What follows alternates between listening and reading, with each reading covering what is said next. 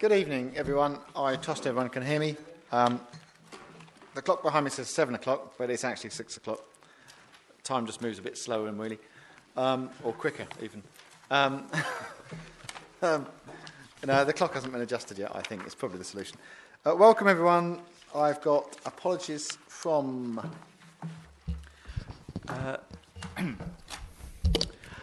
Yes, thank you, Chairman. Apologies from Councillor Joy Broderick, Ivan Henderson and Alex Porter. Councillor Davis was due to substitute for Councillor Porter, but hasn't arrived yet. Okie doke. Thank you, Ian. Minutes of the last meeting. It was a while ago, nearly a year. But I've got the minutes, and if we can all remember them, we'll be happy to sign those as a true and accurate. I'll take that as agreed, thank you. I'll just sign those. Declarations of interest. Hiya. Hi, Chairman. I wish to declare a pecuniary interest on agenda item 7, the report A2 updated housing supplier position and the housing trajectory, in particular reference to pages 117 and 127, which include a piece of land that I own that received planning consent, outline consent December 2016, reference 15/00987/out. Furthermore, I wish to advise that a further submission application has been submitted and validated on the 19th of October 2018 to discharge the conditions of that outline planning consent, and a reference of that is 18/01766/Discom. Okay. Thank you very much. Very comprehensive. Anyone else? Right, I'll move swiftly on. Public speaking. I have got 6 speakers down to speak, and I'll kick off. Number 1 on my list is Bill Marshall.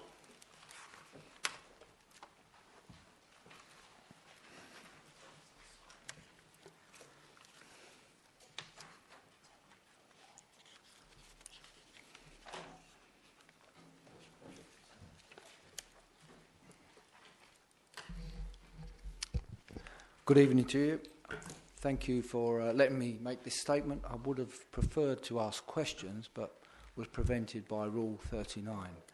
I hope you do ask a lot of questions and debate what's on the agenda today. My concerns is that the garden community schemes have not been fully debated with the local residents. There's been very little input from the councils recently to the residents, and the executive decision taken some time ago in regarding option 2 was done without the committee, so I don't know how they have considered it or how that decision came about.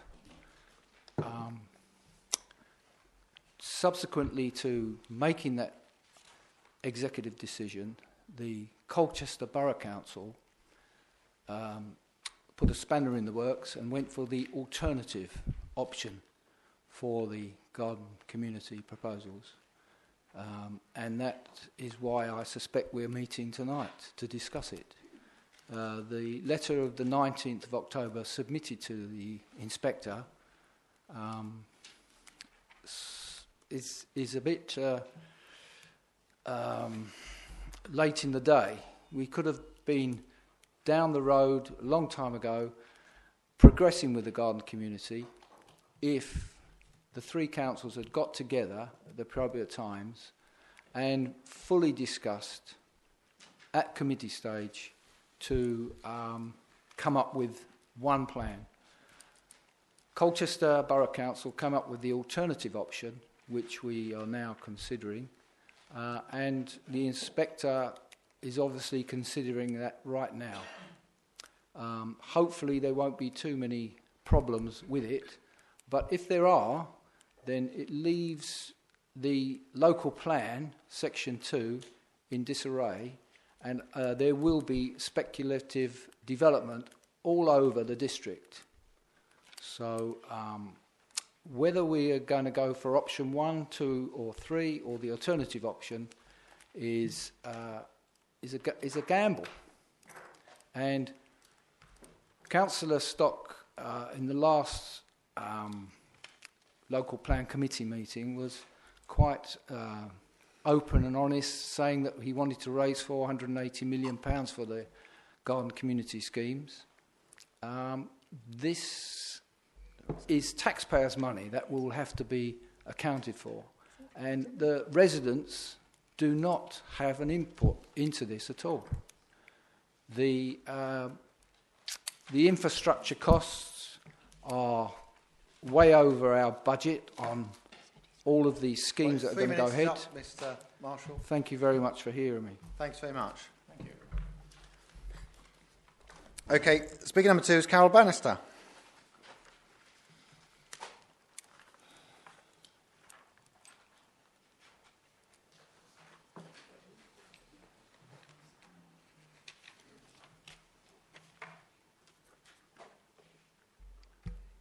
Thank you for listening to me tonight.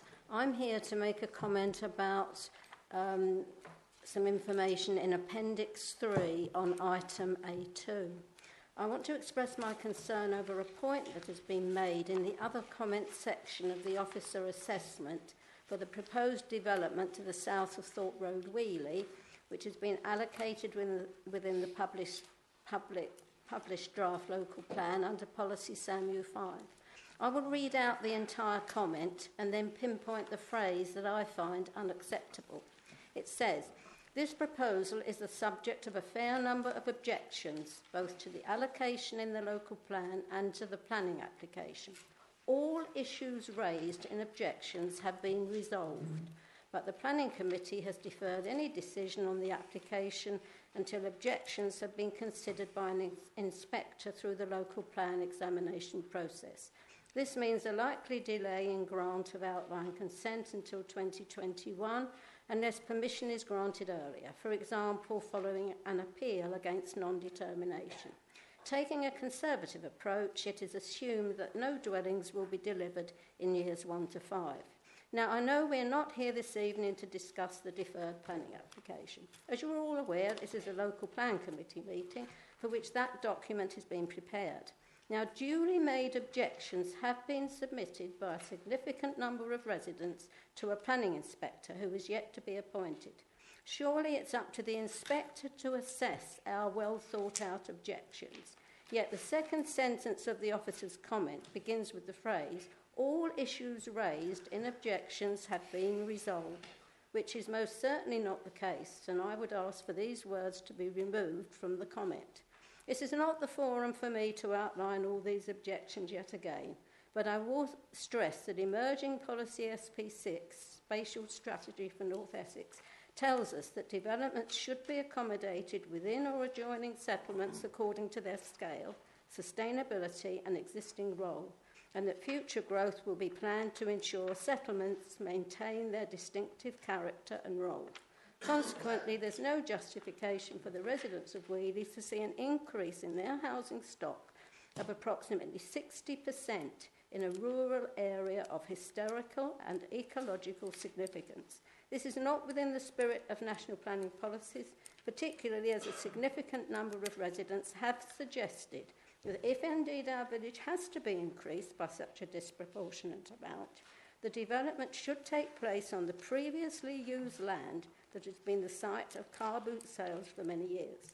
New development in that location would more fairly follow the guidance set out by both government policies and the Campaign for the Protection of Rural England. To conclude, paragraph 72 of the revised MPPF 2018 stipulates that any significant extensions to existing villages and towns should be supported by the necessary infrastructure. And I'm simply asking again if those words, particular words, could be removed from the actual point in Appendix 3. Thank you. Thanks very much. I probably should have said at the beginning all speakers have 3 minutes. and I'll be reasonably strict just because it's fair, because I have been with everyone else. So, and obviously we've got quite a lot to get through. I just want to, as the first speaker mentioned the garden communities, I should declare a personal interest that I am a director of North Essex Garden Communities Limited. Carlo. Likewise, Chairman, I'm an alternate director on the North Essex Garden Community Board. Thank you, thank you. Third speaker is Councillor Richard Everett.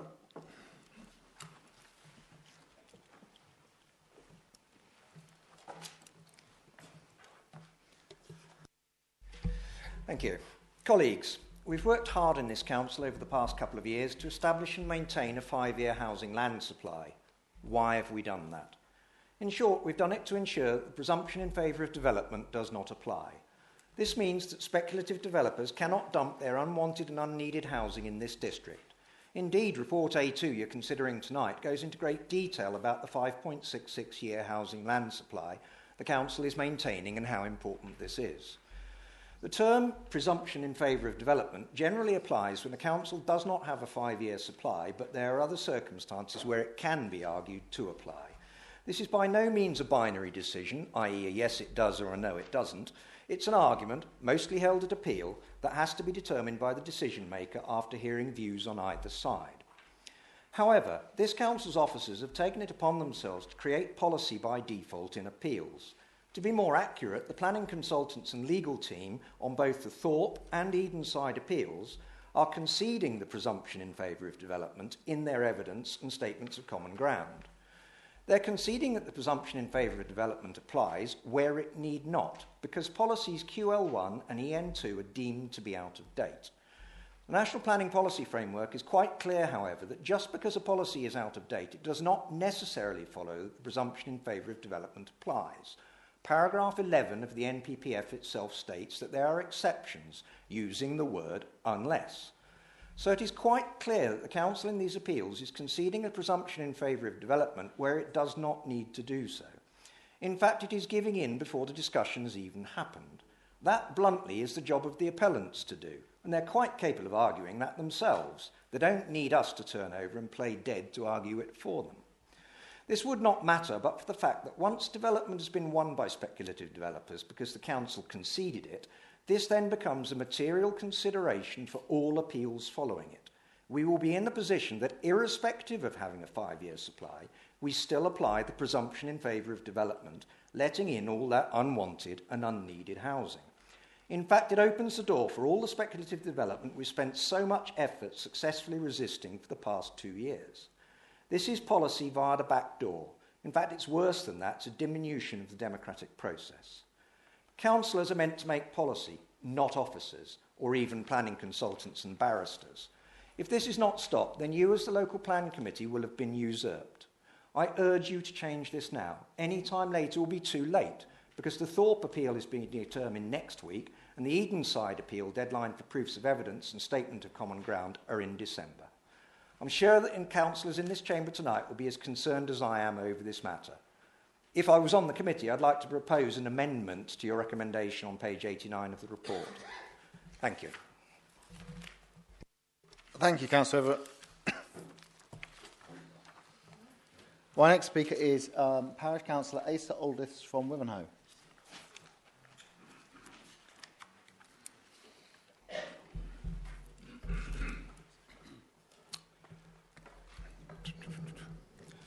Good evening. We've come to speak to you as your nearby neighbours and friends, we are friendly, honest, to offer an olive branch and also some solutions, but also because we understand that you're labouring under the misapprehension that this controversial plan is acceptable to residents. This notion could not be further from the truth. Wivenhoe will not provide anything but contempt for this unworkable plan. Please consider residents affected by, you've all seen the red blobs in the maps, the idea of the red blobs because they think it won't affect them. This is a grave mistake. Please don't think of us as NIMBYs, as your actions are messing up North Essex for tens of thousands of people whilst ignoring the negative effects on the infrastructure that we share. The public consultation in Wivenhoe alone pulled in over 600 people and there were more than 250 objections, all ignored. This plan is not okay and it is not acceptable to Wivenhoe. The scale of the GC is far too vast to be viable and will damage Wivenhoe. We invite Councillor Stock to visit Wivenhoe and answer questions from the public. We make the following points. This plan is officer-led and you need to start to question your officers. This is simply a repackaging of a failed plan that holds all the fundamental flaws. You have to prepare yourself for this one failing, or better still, work with stakeholders to generate a plan that works. The new SA from LUC is predetermined and unworkable. ECC's growth and infrastructure forecast shows funding shortfalls with infrastructure projects having a £4.3 billion shortfall and an £11 billion shortfall for transport. This does not include the GCs. Please read this document. HIF funding is massively oversubscribed. Essex is asking for more than a quarter of a national pot and a failed evidence base and no concrete business model. To compound this, a recent government report is clear that CPOs won't work, making land capture unviable. New developments of greater than 2,000 homes cannot be proved as financially viable. Simply reworking the financial modelling submitted to the inspector will not change the underlying problems. To work on the same 3 garden cities is predetermination and will get thrown out at any hearing, let alone one that has failed for not being objective once before. In conclusion, Wivenhoe objects strongly to this plan. There are alternatives. There isn't a viable transport solution and certainly no money to provide it. The Colchester-Clacton line is an underused asset with spare capacity worth around £1 billion. The NEA have talked of needing up to £2 billion to provide a mass rapid transport system from scratch. And we've already got one sat there, waiting. This is part of the solution. There are better alternatives. Please contact us. We are happy to present them to you. Thank you. Thank you. Yeah, my next speaker is Councillor Luxford Vaughan from Colchester Borough Council.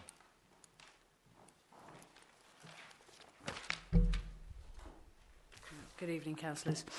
The recent letter to the inspector and the new SA point to one thing, which is a rehash of a failed plan. I've been working as a local councillor, as town councillor, for 4 years now, and I attended all 7 days of the hearing and witnessed all of the flaws being exposed in this plan, and obviously the inspector agreed. The plan did fail, and no one seems to want to accept that. Though the GCs are ambitious, it's just having a nice concept is not the same as delivering one, and the NEAs are not qualified to do so. It was because of the amount of local concern around these plans that I won a seat at CBC. I now have access to all the documentations and discussions on the subject, and it's clear to me that councillors are not making informed decisions. They're not aware of the detail of behind why, in so many ways, the plan has failed. We seem all too happy to believe what officers want to tell us, that it will work. But if we as councillors can't learn from our mistakes of the last plan and adapt the SA to meet the soundness test next time round, it will fail again. The SA is biased, it is predetermined. These were 2 solid reasons why the inspector threw it out. We will all look stupid for trusting in something we are told repeatedly that could work when it simply doesn't. We have a collective duty to get this right and not waste taxpayers' money on simply colouring in the same picture with a different set of crayons. The inspector wants to see at least 2 alternative GC sites. That's not urban extensions, it's alternative garden community sites. Also, if the existing sites are to remain, then they have to reduce in scale to make them viable. Everybody seems in love with Poundbury. It does work, but it's an urban extension. It is only 2,000 houses, and they didn't have to pay for the land, so they didn't have to worry about CPOs. We have to think differently. We have to be brave enough to accept that although presentable and good concepts, garden communities only work when they're truly separate from existing communities and fully funded. Without infrastructure, they are just miserable, horrible housing estates that no one wants to live in. And also, after all of this time, if the government hasn't provided funding, it's highly unlikely that it's now going to invest in a plan that has been proved to have failed by one of its own inspectors, an inspector whose sole aim is to get housing built and to reach their 300,000 numbers. We have to look at alternative numbers, different scale developments, and we have to spread the impact and the risk. The new SA does not do this. I've been lectured many times since I've joined CBC about collective responsibility. Now, that works two ways. If we in Wivenhoe have to take some houses, then so do the rest of you. Together, we must ensure that what we are told is scrutinised and modified where necessary, and when we sit at the next hearing, when we sit at the next hearing, our plan can be accepted and we can secure the future for all of our communities against speculative development. We can, if we're committed, make a better plan that will pass the soundness test and, most importantly, stand up for all of the residents of this part of the world. Thank you. Thank you. And my final speaker is Paul Griffith.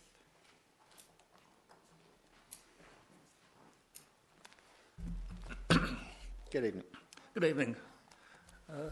I also live in Wivenhoe. And tonight I want to bust one of the many myths regarding the guardian communities, namely, dropping the guardian communities does not mean Armageddon for the villages. The Tendring Colchester Border Guardian Community is planned to deliver 2,500 homes during the current local plan period to 2033. Half of these will be allocated to Colchester and half to Tendring. That is 1,250 homes over 15 years for Tendring, which equates to 83 homes per year. There are over 50 settlements in the Tendring district. Assuming that this housing is distributed equally across all the settlements, we obtain a figure of 1.67 homes per year per settlement. By way of comparison, Tendring's OAN is 550 homes per year. The guardian community contribution represents only 15% of this amount, which leads to the question, why is so much time, effort and money being spent on a project that contributes so little? Of course, in reality, planning doesn't work quite like that, and the towns and key service villages would take a greater proportion. So 1.67 units per year is a worst-case scenario for the small settlements. And in fact, some growth of villages is beneficial if it's in accordance with local wishes, because it supports services and provides homes for local people. And if the public has some control over the site's design, etc., this helps to assuage local opposition. Giving support to neighbourhood plans can help engage local communities. Neighbourhood plans protect villages and are drawn up by communities to deliver the growth required in that specific place. Most importantly, they form material planning policy and have been successfully used to prevent speculative development in many places nationally. They also allow planning gain to be directed to the needs of the town and village in question. For example, the Wivenhoe neighbourhood plan is providing cemetery and allotment space. There are alternatives to guardian communities. Proportionate and community plan development are development models that work well and are low risk. They remove the huge risk of failure inherent in the guardian communities. 1.67 dwellings per year per settlement. Why are we complicating this with the guardian community? Thank you.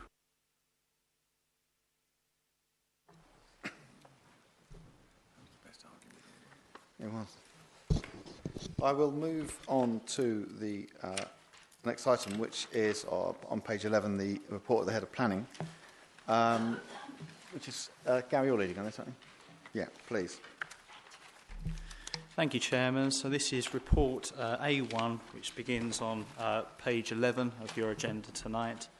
And the purpose of this report is to update the committee on the progress of the examination of the local plan, to report the findings of the planning inspectorate in respect of section 1, and to advise as to the next stages of the process. Now, as you will be aware, the main part of the plan-making process is the examination that has to be undertaken by an independent planning inspector, and the examiner's job is, one, to test that the plan has been prepared in line with legal and procedural requirements, and secondly, to ensure that the policies and proposals within the plan meet with the tests of soundness, which are set out in the National Planning Policy Framework.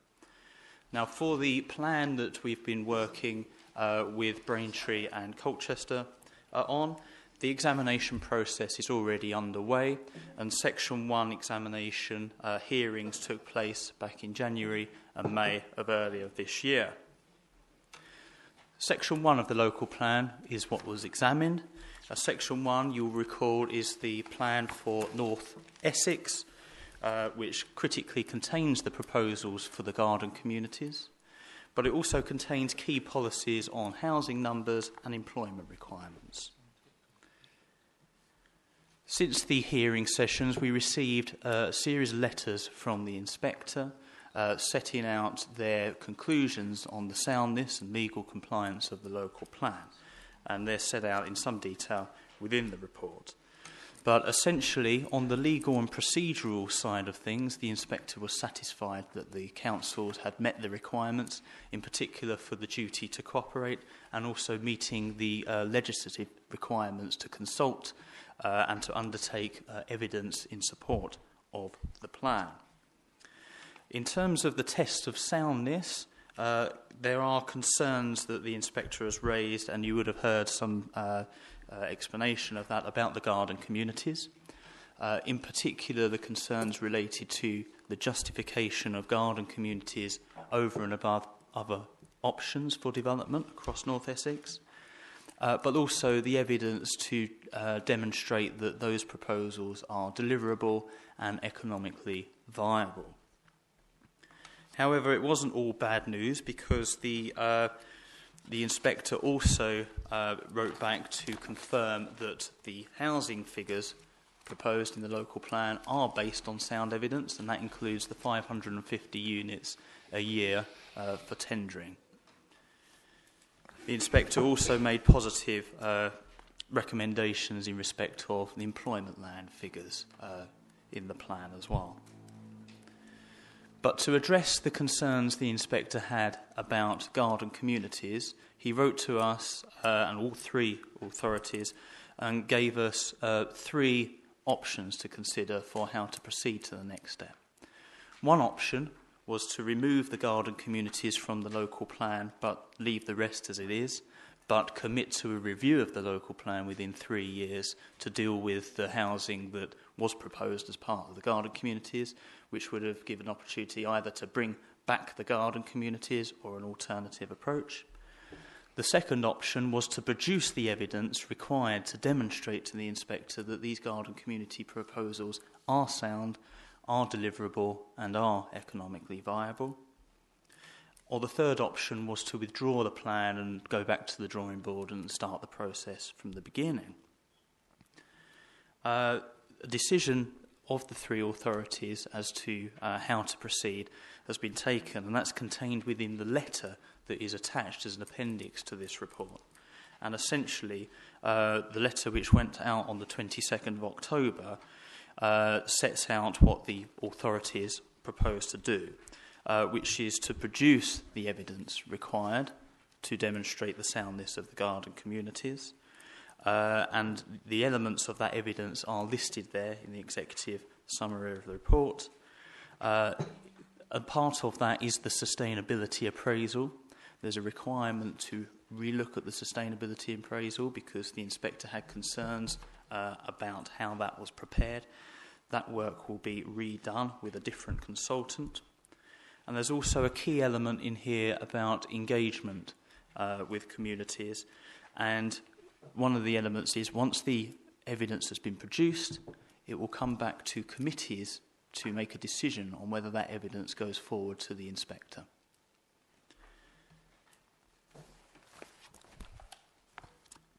At the time of writing, we are still awaiting the inspector's response to the letter. It only went out on the 22nd of October. We hope it won't be too much longer when we get the inspector's comment. But when the inspector writes back, hopefully he'll indicate that he's happy with that way forward, and then we'll be able to draw up a more detailed time frame for the next stages of the process.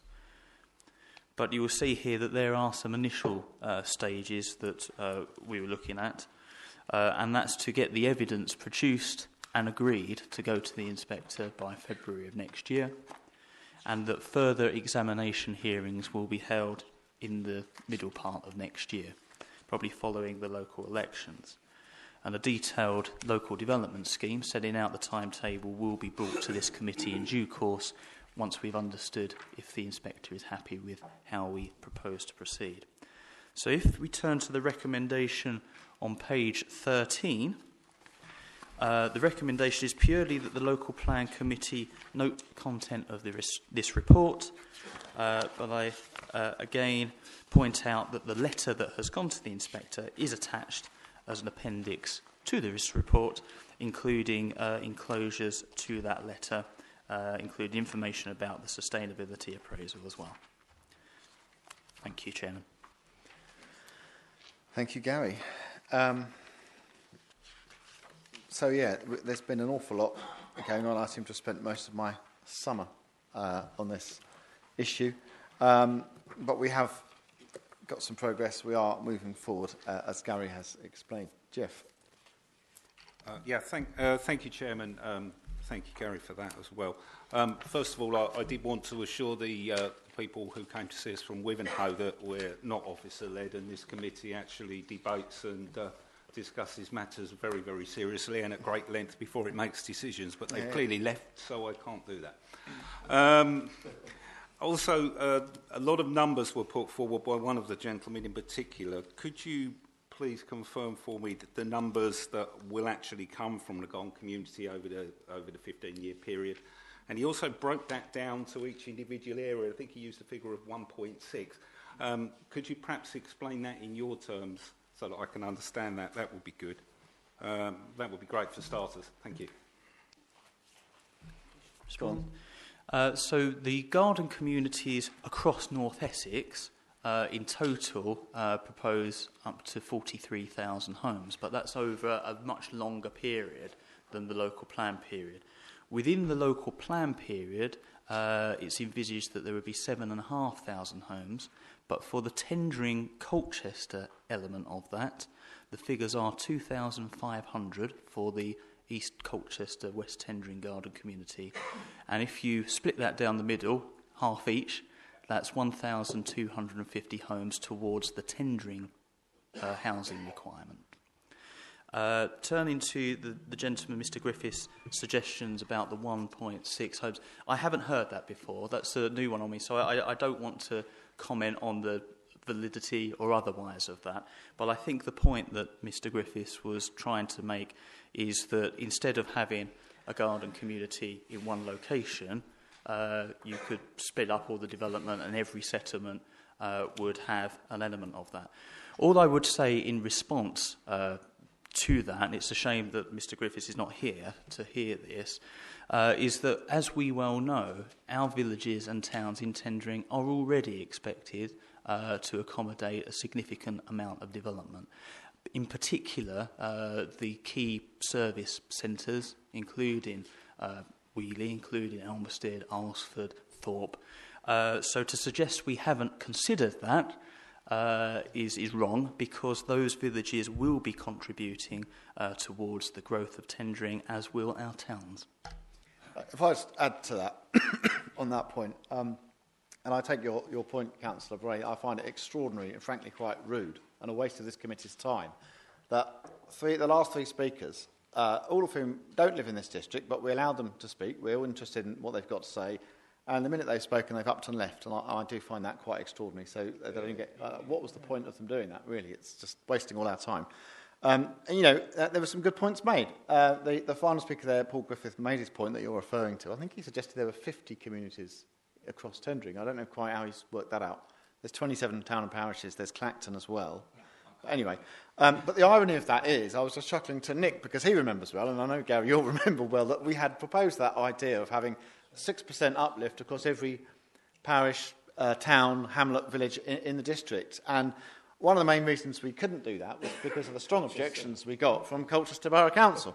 So that irony wasn't lost on me. I was chuckling at that. Anyway, there you go. I do find it extraordinary to go making statements and then to disappear before there's been any comment or discussion on them. But, Jeff, you were in the middle of... Yeah, sorry. Just to quickly come back, thank you, Chair. I struggled to get to the 1.6, and I'm not terrible at maths, but I couldn't get there any which way I tried. Also, just for clarity of mind, it's a while since we've met. There are some infrastructure projects that are fairly dependent on the garden communities. Would that be a correct statement to make? You could say it's chicken and egg situation, couldn't you? The infrastructure I do my projects best, are sorry. dependent on the garden communities. The garden communities are dependent on the Yeah, infrastructure projects. but one thing won't happen without the other, effectively. Is that correct? Yeah. And we've been very clear on that. Yeah, absolutely. I just wondered if we could clarify, for the sake of the people listening, what we're talking about here, potentially. Well, certainly. Do you want to answer that one, Gary, or do you want me to do it? Well, I can point to the specific things the inspector wants more evidence on, and they relate to major road infrastructure, like the rerouting and upgrade of the A120 and the A12, particularly in relation to the Marks Tay garden community. But he also wanted more evidence about rapid transport systems that would serve garden communities and allow them to link up to Colchester, Braintree and the surrounding towns. And also rail infrastructure. There was a question about Marks Tay and the rail capacity in that location. But as Councillor Stock rightly says, it's a combination of both. Garden communities require the infrastructure for them to deliver, but at the same time, the delivery of infrastructure requires developments of that scale to assist in their delivery. So it's very much they are codependent. Codependent, good word. Very quickly, Go on. Thank you, brilliant. That's superbly cleared up for me. So, realistically, what do we believe the chances are that the inspector will come back and accept the proposals we sent in on the 22nd of October? Are we relatively confident, reasonably confident? Because it seems to me a no-brainer, but I'm not an inspector and they can be difficult. Well, my response to that is that the inspector set out very clearly in his letter what he would want to see to convince him that our proposals are right. We're prepared to do that work. We're doing that work. We're doing exactly what the inspector wants. So what he says in his letter is anyone's guess, but I'd like to think we're doing the right thing.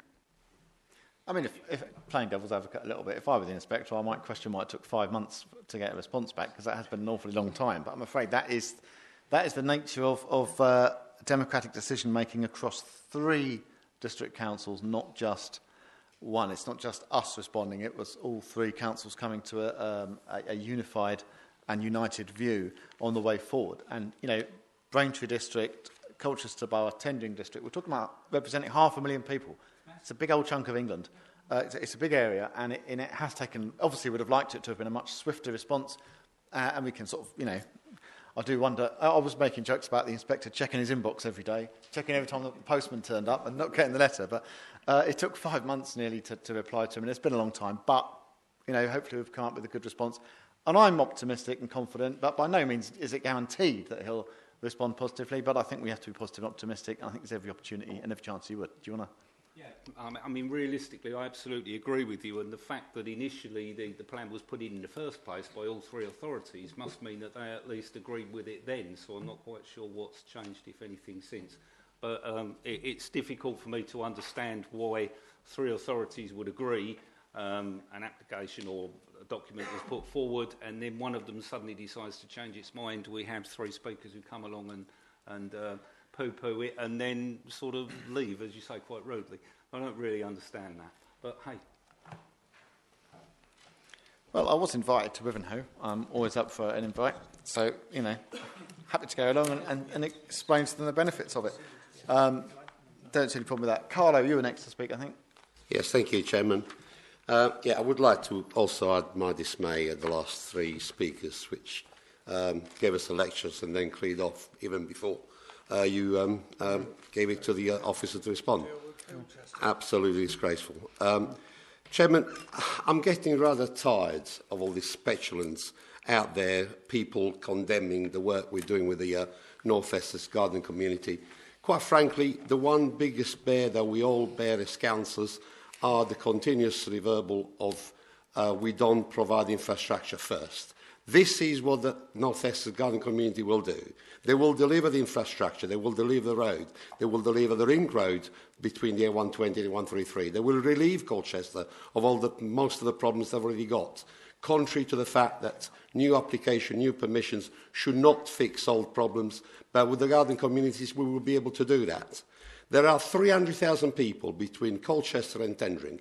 And if this is the biggest show they can manage, 3 people that come here and lecture us and then clear off after 3 minutes speaking, quite frankly, Chairman, is not even worth taking into consideration.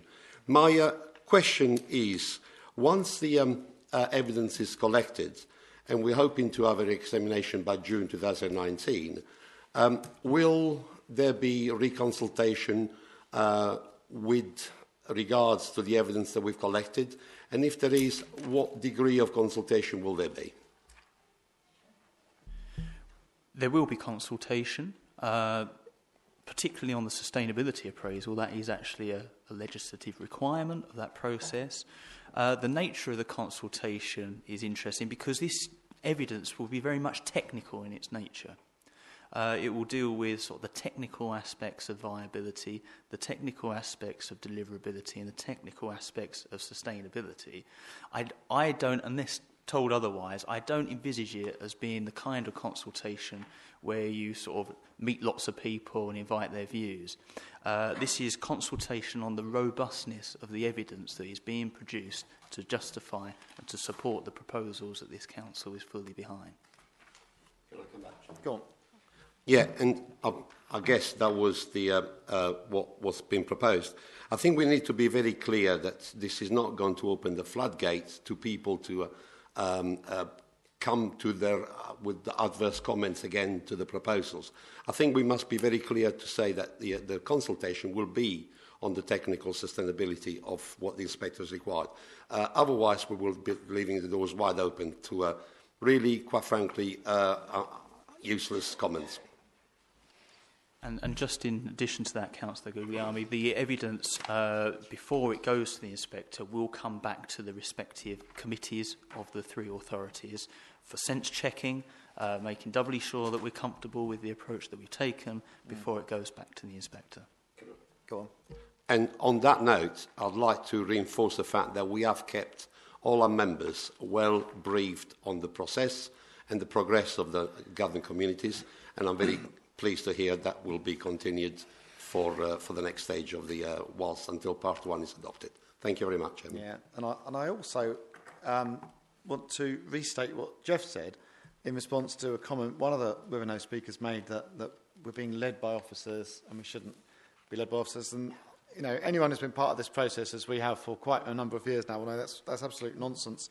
Our officers have guided us and advised us, as is their job to do, and we respect their advice and their opinions, and we've been guided by them, obviously, but the idea that we've been led by officers is frankly quite offensive. And you know, if that's what happens in Colchester, that's very disappointing to hear, but it's not what happens at Tendring. And as Carlo just said, we've been incredibly open and transparent. This has gone way beyond, or above and beyond party politics. We've had full all-member briefings at every stage. Every crucial decision has been articulated, not just to you guys on the local plan committee, but to all 60 members of the council. And that's why we got to a situation where our local plan went through full council without any objections or opposition to it. The inspector's letter, in not agreeing the plan, he didn't just rubber stamp it with a yes, that's fine, carry on. And I know that's disappointing, but the reality is, the truth is that that's extremely rare that does happen. What is the reality, and what does happen very often, is that inspectors kick out local plans. And we know Malden, for example, had their local plan kicked out completely just because of a problem with their Gypsy and Traveller policy, or their lack of a Gypsy and Traveller policy. I can't remember which one it was. But he didn't just kick out that section, he kicked out the whole plan. He has not kicked out our plan. He has there's several, I think, They opened the meeting in the morning and he closed it at lunchtime and told them to start again. Yeah. Loads of councils, just in Essex, have had their, maybe not a majority, but it's close to a majority of the council in Essex, have had their local plans kicked out over the last few years for various reasons, quite minor reasons it would seem. That hasn't happened with our local plan. Yes, he's asked for more evidence, he's asked us to prove the case better, and that's fine. And actually, it just proves, I said about openness and transparency within the council, and we've got that robust challenge and transparency outside the council with the external challenge of the inspector. It's all part of the democratic process, whether we like it or not. It's good and healthy, and it makes it a robust, and when we do get the local plan in place, it will be as strong and powerful as it possibly can be. Chair, we'll have to move the recommendation on page 13. Chairman. And that's seconded by Jeff. I'll take the vote unless anyone else wants to speak on it. All those in favour? Fantastic. Okay, that's unanimous. That's unanimous. Yeah. Thanks, Gary. But is Wivenhoe part of Colchester, I ask? We don't want it. The next Sorry, item. that was local knowledge. The next item is on page 89, and that is in the capable hands of. That's you again, Gary, isn't it? Okay. Sorry, yeah. Thank you, Chairman. Report A2. This is an update on housing supply position and housing trajectory. And essentially there are three things that I'm looking to report to you tonight, members. Is firstly the number of homes that were built in the last financial year, 2017 to 18.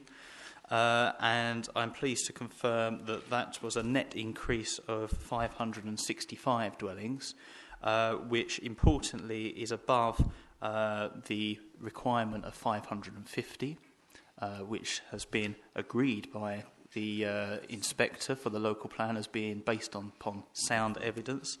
It's the second year in a row where that housing requirement has been met, which sort of demonstrates that under-delivery of the past is being resolved. Secondly, and we've heard comments from Councillor Everett about the importance of having a 5-year supply.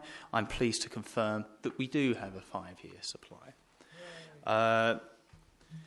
Obviously, when we say we have a 5-year supply, there will always be challenges from appellants against that, and we have to deal with those challenges each time that comes up.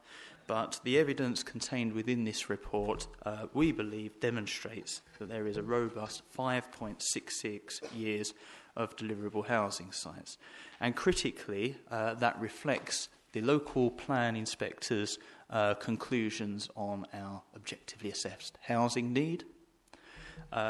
Despite the fact that there are arguments made to the inspector from third-party developers saying that the number should be a lot higher.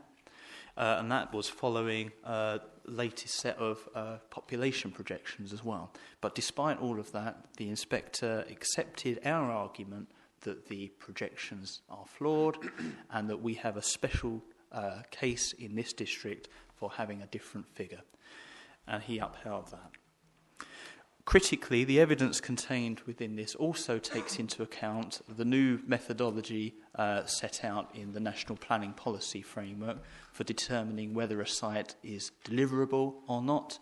And there has been suggestions that we haven't followed that guidance, but we have. And this report has been prepared specifically almost to respond to that new guidance, and that new guidance is taken into account within this report. Another key element of this 5.66 year supply, which is contained within the detail, is the housing delivery test, which is an additional test contained within the new National Planning Policy Framework, which not only requires you to maintain a 5-year supply of deliverable housing sites, it also requires you to look at the last 3 years of delivery, and if you have had poor delivery in those last 3 years, then there's consequences for the planning system arising from that as well. But we believe that we're within the acceptable thresholds for the housing delivery test as well. The housing trajectory is something that runs alongside the local plan to demonstrate how the 11,000 homes that we require up to 2033 will be delivered. We've updated the trajectory to take into account our latest information on sites that have got permission, sites that are coming through the local plan process, and we are still very much of the view that we can deliver that 11,000 homes without having to make any additions to the local plan in order to do that. So the recommendation here within the report is that the local plan committee endorses the content of this report as evidence to support the deliverability of housing proposals in the new local plan and to demonstrate an up-to-date 5-year housing land supply for the purposes of determining planning applications and contesting planning appeals. Thank you, Chairman. Thank you, Gary. Gary, could you just comment on Cal Bannister, in making a statement, referred to this item and made some specific points of concern? Do you just want to comment on this statement? Yes, I can. And to Mrs. Bannister's credit, she did contact me a couple of days ago to point this out. And I do have some sympathy with her view. The offending article, for want of a better term, is on page 124 of your agendas. And Mrs. Bannister read out the section in other comments that relate to the Barleyfields site, which is in the top row of that table. And what we do within these tables is set out the evidence and our explanation for why we believe that sites will deliver housing at certain times within the trajectory. And there is another comments section in there. And what it says is that the objections, and there are a fair number of objections to this proposal, have been resolved. And in retrospect, having considered Mrs. Bannister's comments, I can understand that perhaps sounds wrong in the context of the decision that the Council Planning Committee made in relation to the planning application. So I would be more than happy if members wanted to suggest it that I strike out those offending words from that table. And those are the words that say all issues raised in objections have been resolved. If I take that section out, I think that resolves Mrs. Bannister's concern, and it doesn't cause me any issues in terms of the robustness of this evidence. Jeff wants to move that, and Nick seconding it. Yeah. So are we happy to do that, everyone? Yeah. Okay, that's great. Okay, so that's done. Okay. So congratulations to Mrs. Bannister. Okay. So we like some of our speakers tonight and not others. Yeah. Okay. So thanks, Gary. And Jeff, again. Hi, Neil. Soften me, sorry. First of all, I'd like to congratulate officers and councillors for all the work that's gone on to get us to a position where we can demonstrate a 5-year housing supply. And I agree with our officers, it is robust. It's wonderful that the inspector has come back and told us that he's happy with our 550. There was a great deal of jubilation over that. I'm glad he saw sense. Excellent. That's all very well. But we do have another bit of an issue because a 5-year housing supply is only good so far. I would therefore like to add an amendment to A2, which will deal with a problem I'll come on to. And the amendment would read as B, if you like. This committee believes that the council can demonstrate in excess of a 5-year housing land supply. The presumption in favour of development therefore does not apply. In cases where important policies are deemed to be out of date, this committee believes that the presumption in favour of development may not apply. That might all sound a bit gobbledygook or not. I'm sure it doesn't to officers. I know they'll have picked up immediately what we're after there. The situation we've had recently is that a decision was made by one of our legal representatives to put forward a statement effectively conceding the presumption in favour at an upcoming development application. Now, it is not necessarily just that one application I'm concerned about here. If we concede a position, every developer and his wife will jump all over it at every appeal hearing from there on, and we should not be leaving ourselves in that position. By conceding the presumption in favour of development, we are effectively doing the appellant's job for him. With the best will in the world, I don't see too many appellants as not capable of fighting their own case. They're generally wealthy enough and clever enough to do so, and I don't think that, as Councillor Everett pointed out in his statement earlier on, rolling over and playing dead is a particularly good move. Therefore, this amendment allows us, as the policy-making committee, to make the decision on this, because that is what we are. We are the policy-making committee on planning. That is our function. If policy is to be made, it should be either made by us or we should give the permission for other bodies to make it. We have not done so, so it should be us. And that's why I put forward this amendment. Okay. I agree with your last point. I don't agree with your amendment. I don't agree that we can pick and choose whether presumption in favour of development applies. I think the presumption in favour of development has always applied, subject to qualification, since the Town and Country Planning Act 1948, whenever it was, first came in, a long time ago. And it's been changed from a presumption in favour of development in accordance with the local plan to a presumption in favour of sustainable development, with sustainable being defined in three ways. But I don't know that we can... yes, if we have a 5-year housing supply, we have a far stronger case against a simple presumption in favour of development, but there is still a presumption in favour of development. So I appreciate you've kind of done something with the wording there, but I don't think that's something that is factually correct. Carlo, you were next to speak? Yes, Chairman, thank you. I'm thinking about what Councillor Bray just said. I really wanted to make a point that a recent appeal was allowed on to go through in the border between Colchester and Tendring. Now, the inspector considered the fact that even though we got 5-year land supply, he gave weight to the fact of the uncertainties of the garden communities, and that's really what what I would like to understand. Does this become material consideration for any future applications similar to the one taking into consideration the fact that he wasn't a developer that put the application forward, he was a speculative agent, which is well known for acting the way they does. So I really would like to have some understanding on that. How does that impact? I mean, at the moment we've got very robust 5.66 year land supply, which should be shielding us from anything that future can be put forward. But I'd really like to have some clarity around that, Mr. Chairman. Kath? Thank you. Thanks, Chairman. Shall I start with Councillor Guglielmi's question and sort of work backwards? Yes, sure. That's okay. I think he's making reference to the Bromley Road Ardley appeal decision, and in that case the inspector said he could only give limited weight to the emerging local plan with the allocations for garden communities in it, because the inspector had at that point written to the councils raising his questions about the soundness of that approach and asking for further evidence if we wanted to continue to pursue that.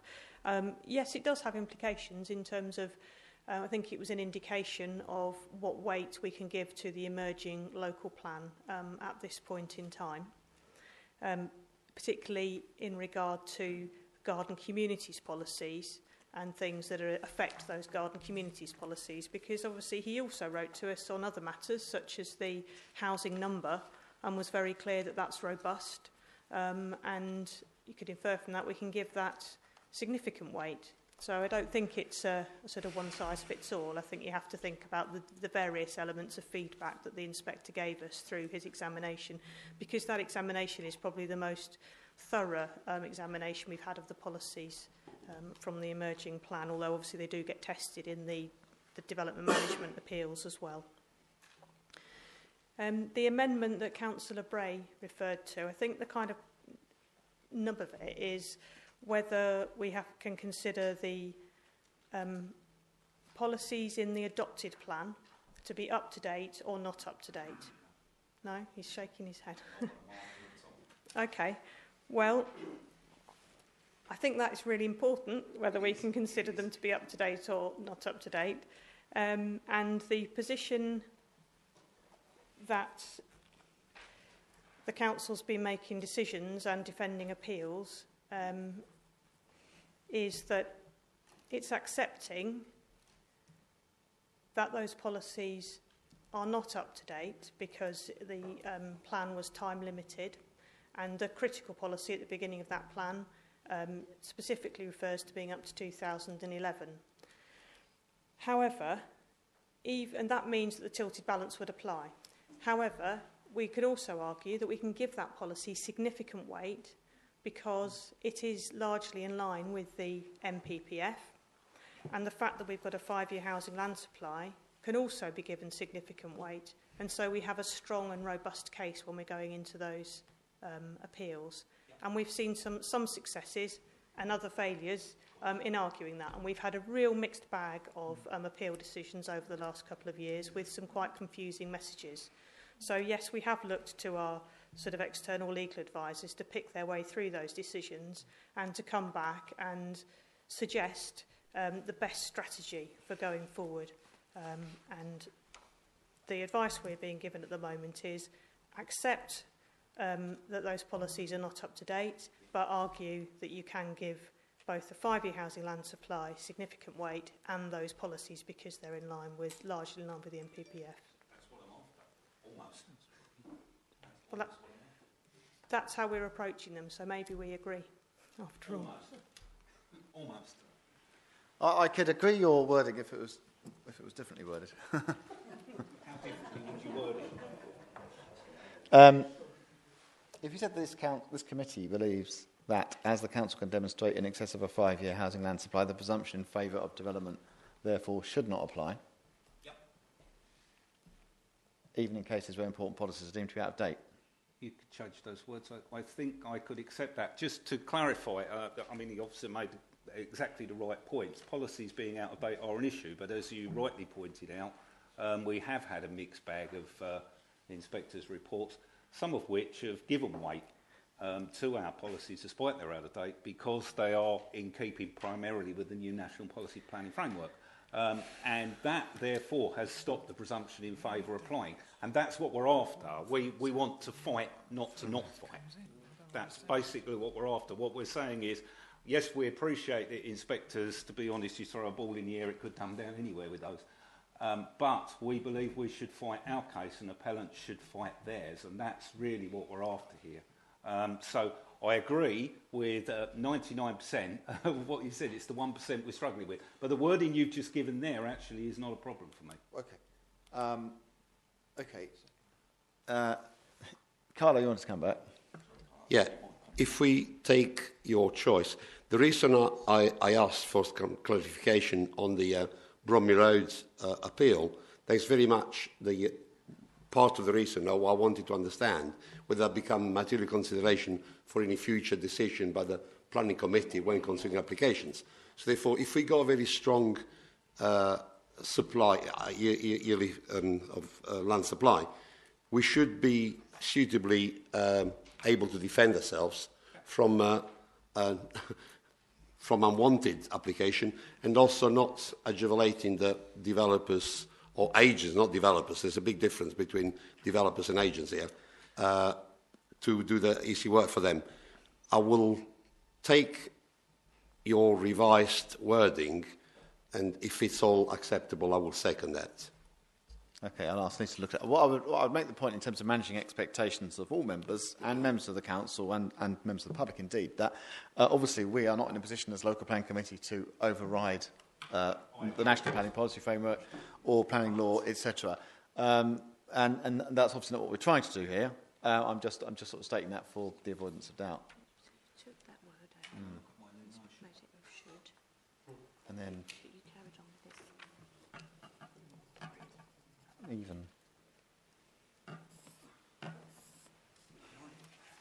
Sorry, I'm just going to have a 2-minute adjournment while we discuss the legalities of the wording.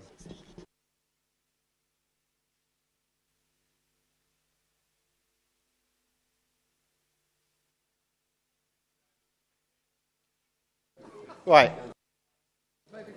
We're going to crack on again. Sorry about that, slight adjournment.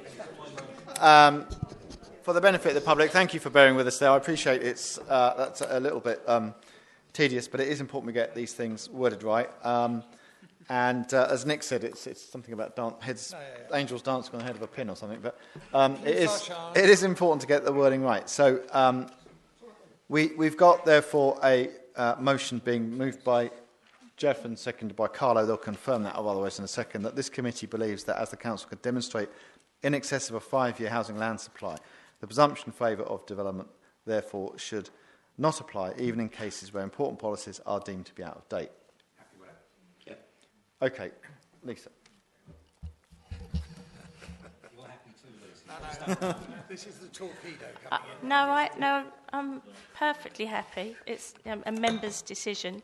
Just wanted to make it perfectly clear that everybody appreciates, and I know you all do, that each appeal has to still be defended as well on its own merits. So, yes. So just wanted to make that point as well.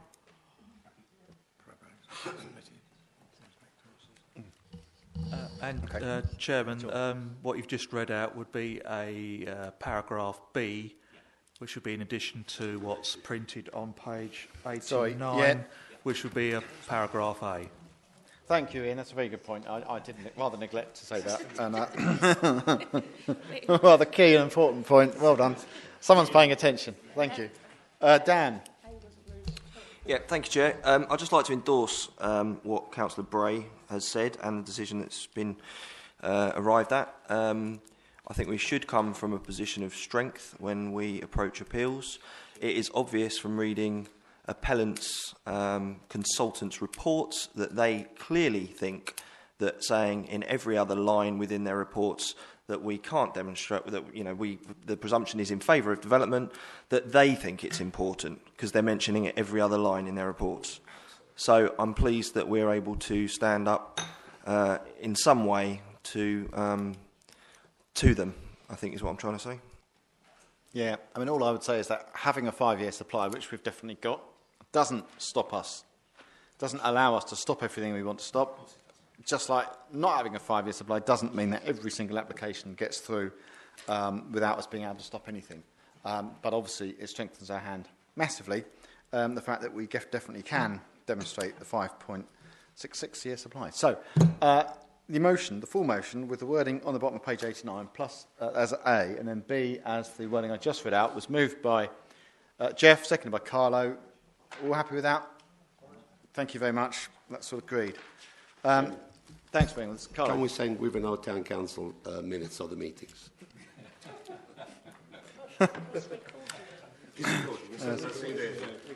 Well, they can listen to the tape. Right, so the next... Oh, I'm happy to second that. Well spoken, Brian. Yeah. What?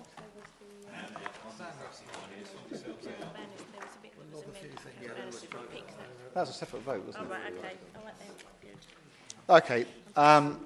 Item 8 is the National Planning Policy Framework. Is that you, Kath? Yes, yeah. Thanks. Thank you, Chair. This report has been drafted for some time, really, since its publication, and we haven't had an opportunity to bring it to you before. So in the meantime, the Planning Committee have become familiar with it in their decision-making. We've had a members' briefing session, and some of you will have been at that, and we debated various aspects of it. So this report feels a little late in the day, and in fact Gary in his presentations and you in your discussions tonight have picked up a number of the key aspects, so I'll be pretty brief in what I draw to your attention.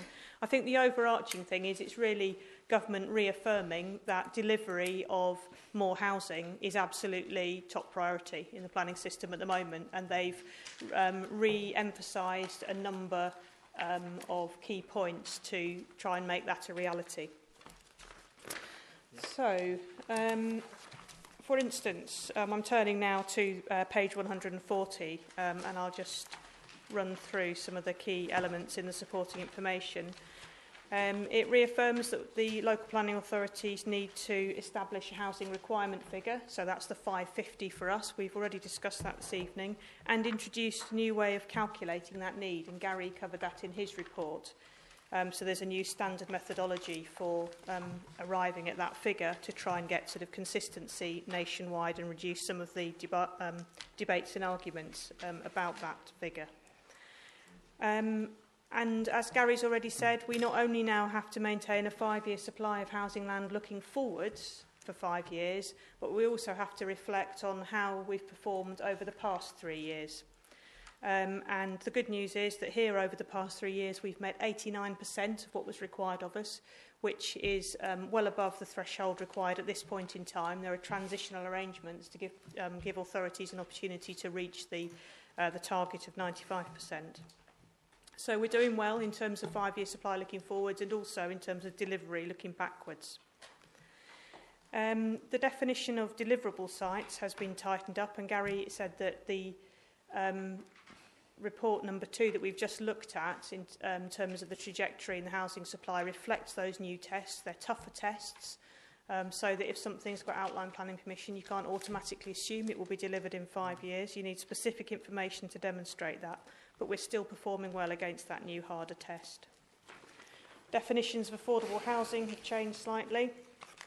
There's also encouragement, or requirement actually, rather than encouragement, to deliver at least 10% of housing on small sites, which actually is something that happens a lot in tendering. A lot of the housing delivery over the past few years has been on the smaller sites. And there's mention of garden communities has gone back into the plan that was taken out in the draft that was published and we commented on back in March.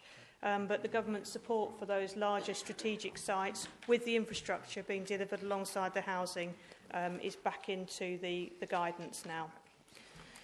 There's also reference to prematurity, telling authorities that refusing planning permission for something on the basis of prematurity, i.e. it's come too early ahead of the plan, is very rarely going to be an acceptable argument.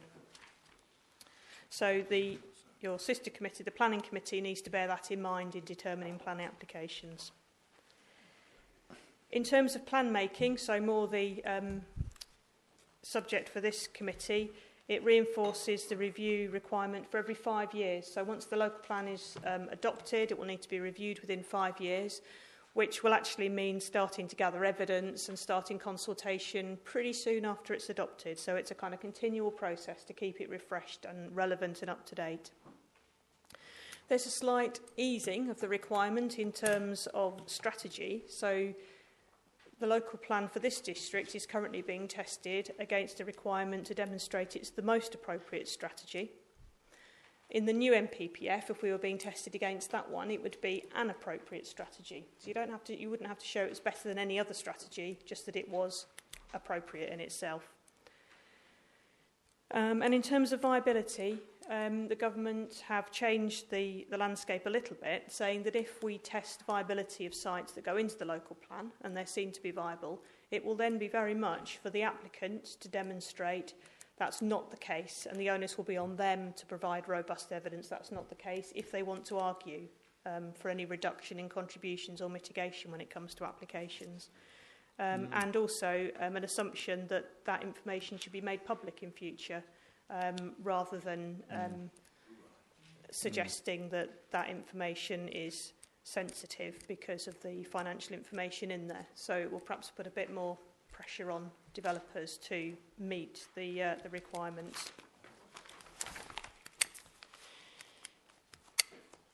And then there's various other elements about improving the raising the importance of design standards, encouraging pre-application discussions, having a more flexible approach to town centres. And certainly at the moment we're doing some really interesting work around Clacton Town Centre, looking at the future of it, and perhaps moving away from the historic approach of planners to really safeguarding just pure A1 retail in town centres and recognising that they're much more diverse areas for our communities now.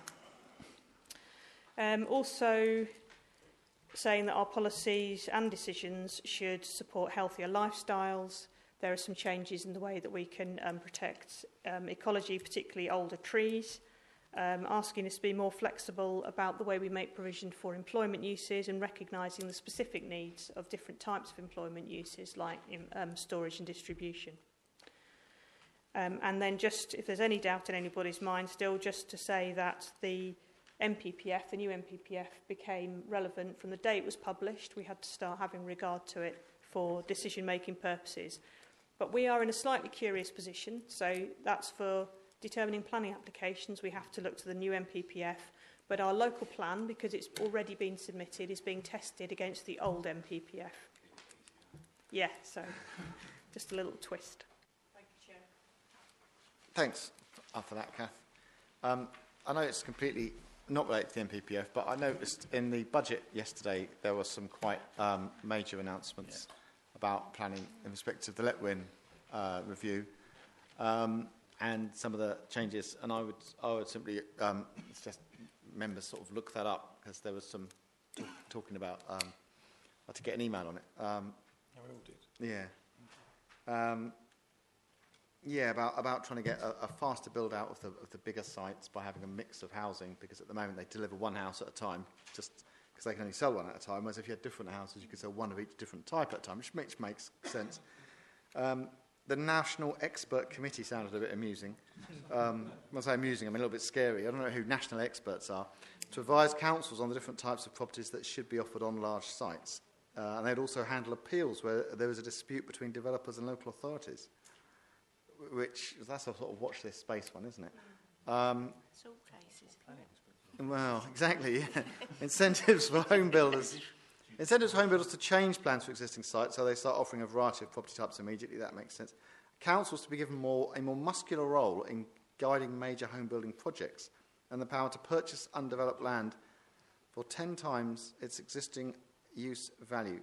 This would make it viable for more affordable housing to be built. Well, I'm sure we all have our own image in our heads. But anyway, and it's like everything with a budget, it's all in the small print and how it actually manifests itself when it rolls out. I do digress a bit, because it was the NPPF that Kath did just spend a lot of time diligently explaining to us. Jeff? Very quickly, we've suffered with an uplift as a result of our under-delivery over the years, but we have now delivered successfully for 2 out of the last 3 years. At what point do we see that uplift disappear? Yeah, go on. Yeah, I think Councillor Brady's referring to the buffer that we have to add to our 5-year housing land supply. So we've had to add 20% on top of our actual requirement until recently.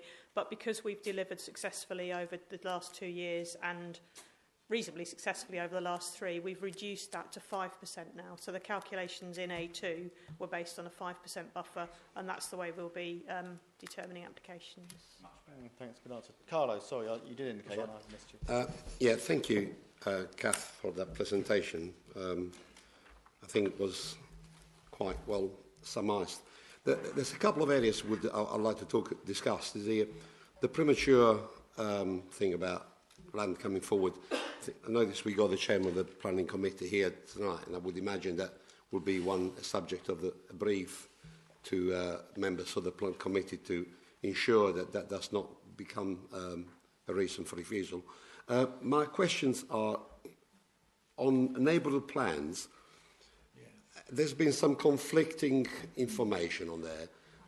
Originally, the conferences which I attended all very clearly stated that neighbourhood plans cannot be put in place until a local plan has been adopted, and they must not be in conflict with the policies within, nor with the national policies. So I'd like to get some clearance on what is the state of neighbourhood plan. And I know some groups are busy looking at them, bearing in mind that they cannot be used to defend yourself from developments. And the other is on pre-application discussions. I mean, that's something that we've adopted here for quite some time, the pre-application with developers and things. Do we plan to revisit the pre-application protocol that we have, or what we got is quite robust? Thank you, Carlo. Kath? Okay. In terms of neighbourhood plans, I may turn to Gary, but my understanding is you could go ahead and adopt them now, but you would need to, we'd need to communicate with the local communities about how much development would need to be provided for in those communities to avoid a situation where the neighbourhood plan wasn't making provision for sufficient development, so it would then be in conflict with the emerging plan. So, so you'd have to hang it off the adopted plan, but obviously have some regard to what was proposed. And I've completely forgotten your second point. The pre-app, sorry. Yes, we found that the pre-app service was used really well until about 2 years ago, probably. And then because of our position with 5-year supply, etc., there was no benefit really to developers using it because they were pretty confident that they'd be able to push their plans through without any pre-app advice. And I think it's just starting to sort of coming back into its own, really, particularly in relation to some of the larger scale, more exciting projects, the more complex projects. So, yeah, I think it would be worth us reviewing it and seeing whether, in fact, we go for planning performance agreements on some of the really big ones. So, yeah, probably is time. Training for the planning committee. Sorry, and that was... The issue about the too early. Yeah, we did talk about it briefly at the briefing session, the training session on the MPPF, and we did have quite a long discussion about it at the last planning committee in relation to a particular application. But perhaps it would be worth revisiting at some point. Dan was next, actually. Yeah, I'd just like to say, I think, we've all become quite embroiled with things that have been happening around the local plan and the way we've been trying to put it together for the last 4 years. Some of us from a position of zero experience, having been elected as councillors in 2015. So it's been quite an exciting time along the way. But I think from a younger councillor's perspective, although I'm getting quite old now, I would have wanted to have focused some attention on provision of housing for young people. Affordable housing is not affordable, and until the government stop putting this cliche out there that they're providing X amount of affordable houses, it's not affordable. It's housing that goes as stock to housing associations to then give out to people that are on housing lists. But what about people that have tried to make a way in life and they've tried to get half-decent jobs and they've got a partner and they're bringing in a joint salary of just about enough to get a bit of savings for a deposit, and then you're smacking great big houses at 400,000 on the sides of hillsides next to ancient woodland, not making reference to any particular point, that no one, it could be anywhere in the district, that no one can afford. And we should try to build in some policy within our housing structure to enable houses to be built that are not called bloody affordable ones, that are called, these belong to us, we have set them up as some sort of association housing that younger people in the district can get on the ladder and with something affordable. You may well be doing that, you may well be thinking about it, but as I say, I think we've become so embroiled with stuff that's been going on outside of the plan that would have been the more insular part of it. I'd have liked to have seen more talked about, but maybe that's all a bit too late now. Thank you. Carlo. No, that's fine. Go Jeff and then Carlo. Oh, yeah, sorry. I first of all endorse everything Daniel's just said. It's nice to hear from younger councillors making the point for younger people. You're absolutely right. Most people can't afford the houses out there. What the hell does affordable mean? Well, it depends how much money you've got in the bank, doesn't it? So, absolutely agree with him. If I could come back very quickly on the pre-app situation. If we're reviewing pre-apps, there have been many pre-apps in my district, probably could be many applications, and I don't always seem to be invited to them. Is it possible, if we're reviewing the pre-app situation, that ward councillors can always be invited to attend at the pre-app stage, or is that not possible? Should be. I wouldn't want to go. Yeah, go on. The current pre-app policy gives applicants the various options. More often than not, they are a written request and they get a written reply without having any sort of meeting. And we give the applicants the option of how public, if you like, they want to make that pre-app. So they may choose to just have a written pre-app, something back from the case officer who's consulted with statutory consultees only.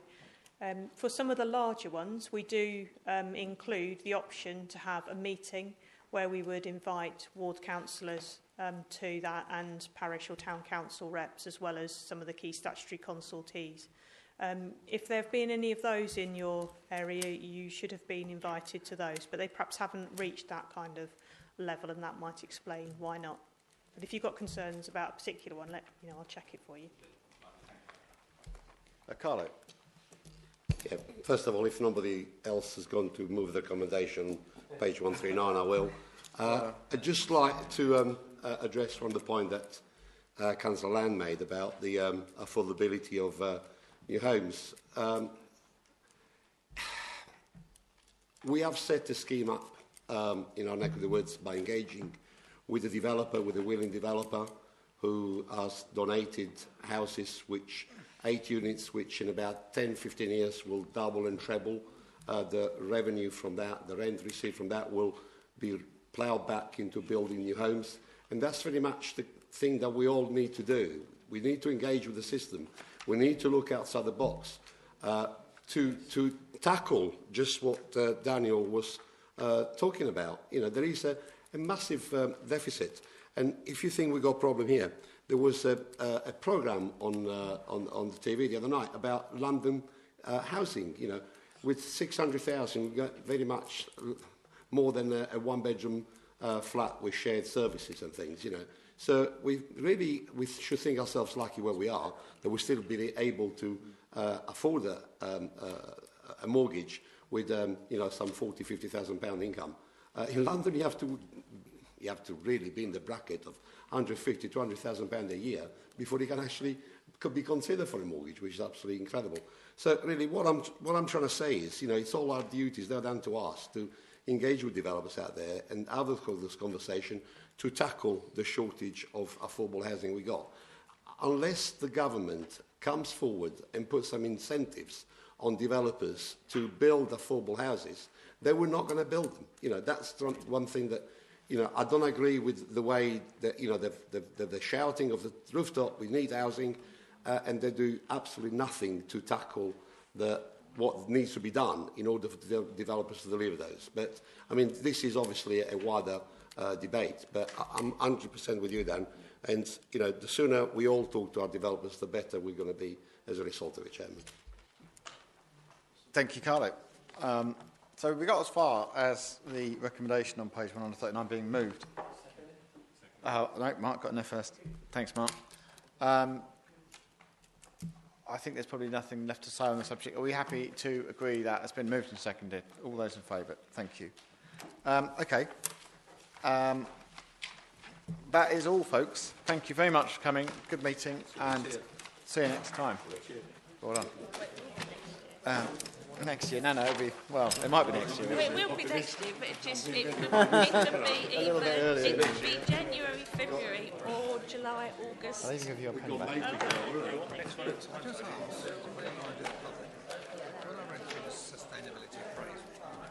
The original sustainability appraisal submitted to why was it considered sound? Wow.